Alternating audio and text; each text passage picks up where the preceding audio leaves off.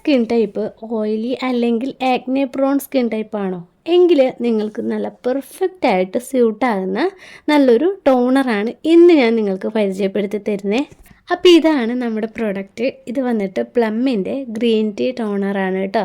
എൻ്റെ ഇത് ഓയിലോ അല്ലെങ്കിൽ ആക്നെ പ്രോൺ സ്കിൻ ടൈപ്പ് ഒന്നും അല്ല കേട്ടോ. എൻ്റെ ഇത് ഡ്രൈ സ്കിന്നാണ്.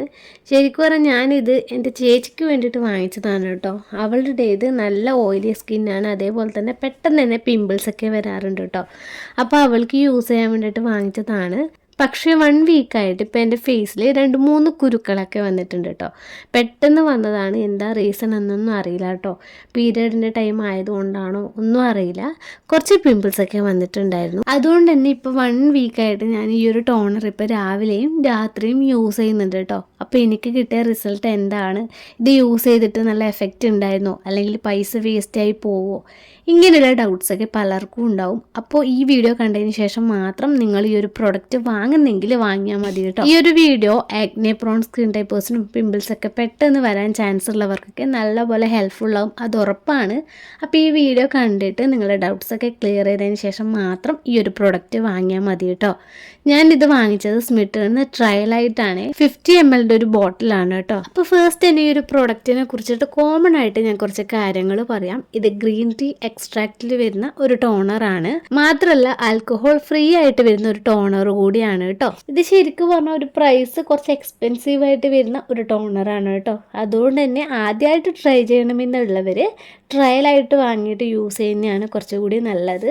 എന്നിട്ടും പിമ്പിൾസൊക്കെ നല്ലപോലെ മാറുന്നുണ്ട് എങ്കിൽ വലിയ പ്രൊഡക്റ്റ് വാങ്ങിയാൽ മതിയല്ലോ. ഈ ഒരു ടോണർ വന്നിട്ട് ഓയിലി സ്കിൻ ടൈപ്പേഴ്സിനും ആക്നെ പ്രോൺ സ്കിൻ ടൈപ്പേഴ്സിനും ആൻഡ് കോമ്പിനേഷൻ അതേപോലെ ഓയിലി സ്കിൻ ടൈപ്പേഴ്സിനൊക്കെ നല്ലപോലെ കോമൺ ആയിട്ട് യൂസ് ചെയ്യാൻ പറ്റുന്നതാണ് കേട്ടോ. പിന്നെ ഓയിലി സ്കിന്നിനും ആക്നെ പ്രോൺ സ്കിൻ ടൈപ്പേഴ്സിനും പെർഫെക്റ്റ് ആയിട്ട് മാച്ച് ആവുമെന്ന് പറയാനുള്ള മെയിൻ റീസൺ വന്നിട്ട് ഈ സ്കിൻ ടൈപ്പേഴ്സിന് എല്ലാ ടോണേഴ്സ് ആണെങ്കിലും സ്കിൻ കെയർ പ്രോഡക്റ്റ് എല്ലാം സ്യൂട്ട് ആവില്ല കേട്ടോ. ഒത്തിരി പ്രൊഡക്റ്റ് യൂസ് ചെയ്യുന്ന സമയത്ത് അവർക്ക് പിമ്പിൾസ് പെട്ടെന്ന് വരാറുണ്ട്. കുറച്ച് പ്രൊഡക്റ്റുകൾ മാത്രമേ അവർക്ക് സേഫായിട്ട് യൂസ് ചെയ്യാൻ പറ്റുള്ളൂ. അപ്പോൾ അതിൽ വരുന്ന ഒരു പ്രൊഡക്റ്റാണ് ഈ ഒരു പ്ലമ്മിൻ്റെ ടോണർ.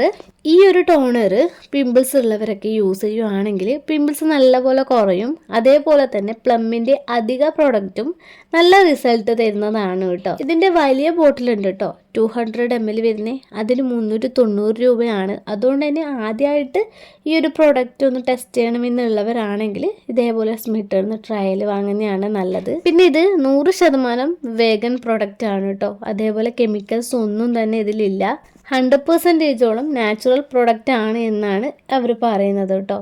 പിന്നെ മെയിൻ ഇൻഗ്രീഡിയൻറ്റ് വരുന്നത് ഗ്രീൻ ടീ ആണ്. ഗ്രീൻ ടീ വന്നിട്ട് നമ്മുടെ സ്കിന്നിന് ഏറ്റവും നല്ലതാണ് കേട്ടോ. ഇതിൽ ഒരുപാട് ആൻറ്റി ഓക്സിഡൻസ് ഉണ്ട്, അതേപോലെ തന്നെ ആൻറ്റി ബാക്ടീരിയലും ആൻറ്റി ഇൻഫ്ലമറ്ററി ബെനിഫിറ്റ്സ് ഒക്കെ ഉണ്ട്. ഇതെങ്ങനെയാണ് അപ്ലൈ ചെയ്യേണ്ടതെന്ന് വെച്ചാൽ നമ്മുടെ ഫേസിൽ ഫുള്ളായിട്ട് അപ്ലൈ ചെയ്യരുത് കേട്ടോ. ടീ സോണിൽ വേണം നമ്മൾ അപ്ലൈ ചെയ്യാൻ. അതായത് നെറ്റി, മൂക്ക്, താടി എന്നീ ഭാഗത്താണ് നമ്മൾ അപ്ലൈ ചെയ്ത് കൊടുക്കേണ്ടത്.